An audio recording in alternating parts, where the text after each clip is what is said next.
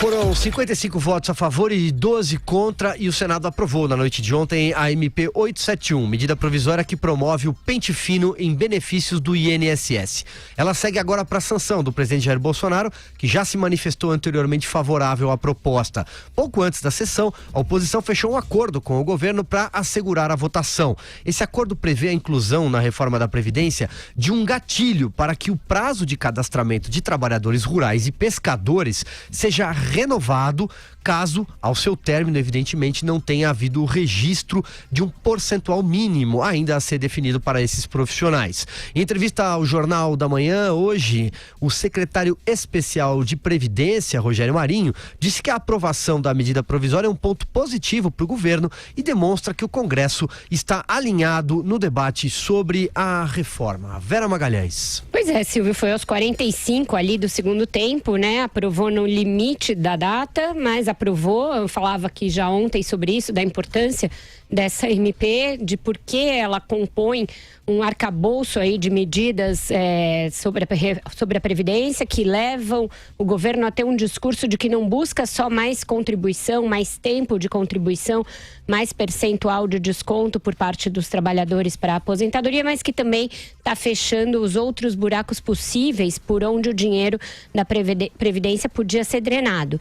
Isso tira um pouco do discurso da oposição, é um discurso já esvaziado e já desmentido pelos números e pelas estatísticas, mas que ainda assim se mantém e volta de quando em vez, de que se o governo cobrasse os devedores não precisaria fazer reforma da Previdência, se o governo combatesse fraudes não precisaria fazer reformas da Previdência. E ainda assim, ainda já tendo sido desmentido quanto aos números e sendo falso, esse discurso, mesmo com esse discurso, a oposição, alguns expoentes da oposição votam contra uma medida que é para sanear a fraude. Então você vê uma oposição bastante perdida nesse debate da Previdência, sem um eixo, por parte do PT principalmente, porque há uma outra oposição mais propositiva, apresentando medidas que contribuem para a Previdência, e nesse aspecto tem uma emenda bastante virtuosa apresentada, a reforma da Previdência, e da qual tratou hoje na sua coluna no Estadão o brilhante Pedro Fernando Neri, um dos melhores economistas, um dos que mais explicam a necessidade da reforma da Previdência, que é uma emenda voltada para a primeira infância, para que parte da economia de recursos obtida com a reforma da Previdência vá para custear um programa focalizado de atenção à primeira infância de menores carentes, aqueles que não têm renda, para que se reduza a desigualdade na largada. Existe aí um estudo de um prêmio Nobel de Economia que mostra que cada real ou dólar investido na primeira infância rende 13% ao ano de retorno para o governo na forma de economia em gastos previdenciários lá na frente, em saúde e em outros gastos. Então, esse tipo de debate é que precisa ser feito na Previdência, então é bom que se avance nesse aspecto. A aprovação da MP cumpre um papel importante para isso, e agora também foi importante esse afogadilho que o governo passou aí na aprovação das últimas MPs, para que se aprove a PEC saneadora do rito das MPs, para que se tenha uma divisão mais equânime, mais racional do tempo de análise das MPs entre Câmara e Senado, para que não fique essa coisa totalmente desbalanceada que se tem hoje, e que as MPs possam ser discutidas mais a fundo, uma vez que elas são um instrumento importante. Tem outra coisa bastante virtuosa nesse projeto que regulamenta as MPs, que é impedir a colocação dos famosos jabutis, né? Aqueles temas que não têm nada a ver com a MP e que são colocados lá por deputados, por senadores, às vezes até pelo próprio governo, como uma forma de prestar um tributo para alguém ou de encurtar o caminho para aprovação dessa ou daquela matéria. Então é bom que o parlamento vote as matérias, avance nas proposições, faça emendas virtuosas a projetos. É dessa maneira que a gente sempre fala aqui em articulação política, na necessidade de se falar com o parlamento. E o dia de hoje, a pauta de hoje, está plena de assuntos que permitem a gente comprovar esse ponto, reforçar esse ponto e analisá-lo sob diferentes prismas. Então eu volto ao assunto ainda nas minhas próximas intervenções. Vamos ouvir o Carlos Andreasa. Ontem foi um bom dia para a política, né? Talvez para que se reabilite o verbo articular. Foi uma boa noite para a articulação política, né? Que foi criminalizada longamente pelo bolsonarismo, é preciso dizer. Mas a vitória, a aprovação dessa medida provisória é muito importante, feita através da política, não pode servir para esconder o déficit geral. Nós estamos falando de uma situação excepcional, o déficit geral de operação política do governo. Falta de prioridade, a impressão de que reage sempre no susto diante, muitas vezes, de suas próprias pautas. O que aconteceu ontem, a convocação de última hora e a aprovação da MP a 3 horas do seu caducamento, derivou do trabalho político, na melhor acepção da palavra, de 2 figuras que precisam ser reconhecidas. Uma delas não estará sempre trabalhando por aprovação de pautas do governo, porque tem outros afazeres, é o Rogério Marinho, secretário de Previdência. Trabalhou incansavelmente, eu conversei com deputados e senadores hoje para sentir o pulso do plenário ontem e de fato ele, junto com outro personagem muito importante e também criminalizado pelo bolsonarismo, Fernando Bezerra, costuraram a solução, inclusive um acordo com a oposição, evitando obstrução, desculpem as rimas pobres, para que a MP fosse votada. O Fernando Bezerra é o líder do governo no Senado e faz um trabalho exemplar. Não à toa, capaz de obter os 55 votos reunidos ontem. Maioria, inclusive, constitucional, para aprovar, por exemplo, a reforma da Previdência, o que dá sinal indicativo de que no Senado, com o Fernando Bezerra associado à tão criminalizada velha política, a coisa caminha bem. É capaz de se formar e de se negociar, inclusive com a oposição, a formação de maiorias de maneira legítima, legal, fazendo política.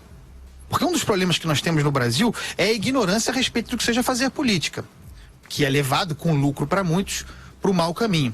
Na Câmara não há um Fernando Bezerra, o líder do governo, que parece ser uma boa pessoa, ouço falar bem dele no trato pessoal, mas a escolha dele é sinal de que não se entendeu a necessidade de alguém que conheça a natureza da concertação política necessária para se formar maioria.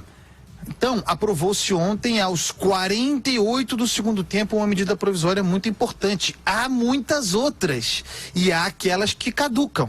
Nós falaremos hoje sobre saneamento básico, sobre um projeto de lei que trata de saneamento básico, mas eu preciso lembrar aqui que, por falta de senso de prioridade, perdendo-se imenso tempo com aquela discussão inútil relativa ao COAF, o governo não deu a prioridade devida à MP do saneamento básico. Muito importante, a mais importante, para a vida imediata, objetiva das pessoas. Então, talvez se tenha tido ontem, a partir daquele exemplo, algo do que extrair os procedimentos necessários para o governo, mesmo sem ter uma base de apoio consolidada, visível, palpável, operar caso a caso, com uma agenda, com um planejamento, as suas pautas. Se deitar em berço esplêndido, achando que o que aconteceu ontem acontecerá sempre, sofrerá derrotas. Tem que pegar o exemplo de ontem, que é uma exceção na história desse governo, e transformar em regra. É isso. Você agora, Alexandre? Esse caso da MP 871 é muito interessante para o nosso ouvinte entender qual é a crítica, em geral, eu vou cair no particular, mas a crítica geral que se faz ao excesso de intervenção do Estado, não só na economia, como na vida do cidadão como um todo. Qual é o grande problema? E isso é um problema da democracia, um problema que nós precisamos sempre estar de olho e avançando. O legislador cria uma lei bem intencionada, pelo menos no seu enunciado. Vamos dar benefício assim assado, por exemplo, para o cidadão. Cria-se a lei, só que o Estado não tem condições, normalmente, em quase todos os casos, o Estado não tem condições não tem recursos, não tem competência, não tem logística, não tem funcionários suficientes para entregar a promessa daquela lei bem intencionada. Cria-se direitos, cria a sensação que uma quantidade de cidadãos passa a ter direitos, porque está escrito na lei, mas o Estado efetivamente não consegue implementar o sistema que vai avaliar, auditar e entregar eventualmente algum tipo de benefício ao cidadão agraciado por aquela lei. Resultado, entra o judiciário, acionado muitas vezes pelo cidadão, dizendo: olha, eu tenho direito àquilo lá, mas o Estado não está provendo. Na dúvida, o judiciário vai e manda dar, muitas vezes em caráter liminar, aquele direito ao cidadão. O processo entra no caminho normal da justiça brasileira, que também é lenta, que também é cheia de problema. Esses processos vão se estendendo e acontece que muita gente começa a ganhar e ganha muito benefício, que não tem direito, só que os processos vão se estendendo indefinidamente, cria-se déficit e aí nascem as máfias. Caindo agora no caso particular do INSS. O INSS é um caso típico disso. O INSS precisa dar o que é conhecido normalmente como auxílio-doença. Quer dizer, algum trabalhador diz que tem algum tipo de incapacidade ou temporária ou permanente de trabalhar e requer do sistema da Seguridade Social do país o benefício que ele teria direito. O que acontece? Normalmente o INSS não tem recursos e principalmente funcionários, médicos, técnicos, analistas suficientes para analisar todos os casos. O que acontece? Os processos demoram, as análises, as perícias técnicas demoram, o cidadão entra no judiciário, pede em caráter liminar que aquele benefício seja dado a ele. Normalmente o judiciário vai dar, e muitas vezes até com mérito, porque a doença e o doente não pode esperar a lerdeza dos processos, e aí nasce e cria-se uma situação onde o fato consumado vai dar benefícios a quem realmente precisa, mas também a muita gente que entende como funcionam as brechas do sistema e conseguem benefícios indevidos. Então, essa MP é uma MP boa, meritória, porque vai prover para o INSS mais recursos e mais possibilidades de achar essas máfias que fazem essas fraudes milionárias, principalmente na concessão de auxílio-doença, esse tipo de auxílio temporário. Então, é importante que o nosso ouvinte saiba que ontem essa medida tem tudo para dar um alívio fiscal para o país, avançar os processos de auditoria da concessão desse tipo de benefício,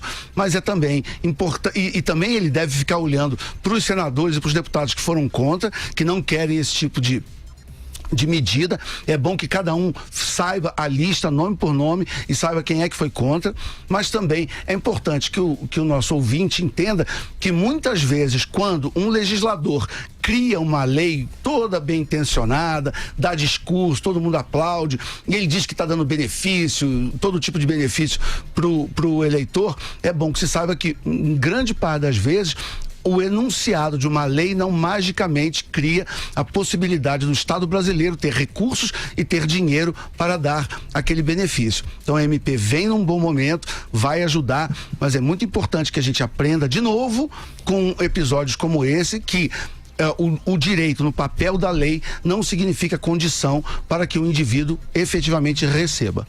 É importante, eu acho que esse acordo que eles fizeram para acrescentar um adendo na reforma da Previdência, de dar mais prazo para o cadastramento. Porque como você está tirando da jogada sindicatos, corporações, que muitas vezes usavam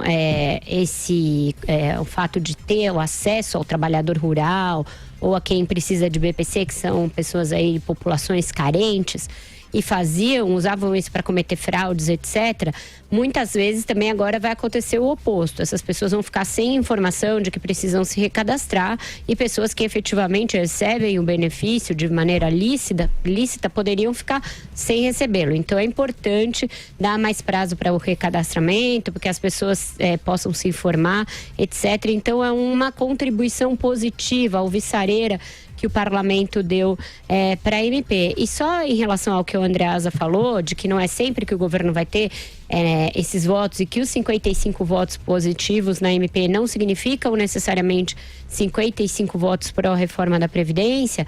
Eu estava vendo o mapa da votação, votaram a favor da MP, PDT, partidos como PDT, PSB, Cidadania, alguns da Rede, votos que o governo não necessariamente terá e ainda precisará conquistar muitos votos do MDB, que ainda não são garantidos como votos a favor da Previdência. Então, é um bom prenúncio, mas ainda se tem que trabalhar esses votos para que eles sejam votos na MP também, na PEC também. Seu complemento aí, Andreasa, depois o Alexandre.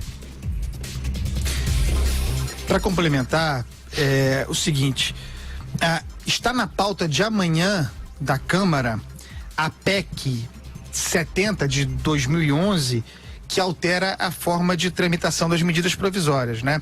É um assunto que voltou agora à baila por ocasião, especificamente dessa MP 871, o Senado, com toda razão, insatisfeito com a faca no pescoço. Os 120 dias exauridos pela Câmara, a entrega, portanto, na última hora para o Senado votar. Então, está na pauta amanhã e é muito importante que a gente acompanhe. Também está na pauta de amanhã da Câmara a votação de uma questão relativa ao orçamento impositivo. Amanhã, portanto, a pauta da Câmara é muito voltada para ela própria, o que tem a ver com aquela conversa frequente aqui nesse programa, do parlamento em busca de uma agenda própria, se organizando para tocar a sua agenda própria, independentemente de governo. Só para dar um número para o nosso ouvinte, 1/3 dos benefícios de auxílio doença e esse tipo de auxílio do INSS, 1/3 desses benefícios é dado para o trabalhador rural. E a gente tem muito menos do que 1/3 da população brasileira morando em áreas rurais. Então isso é só para dar um parâmetro de muita distorção que tem nesse sistema, que precisa ser auditado, investigado, e por isso a MP vem em muito boa hora.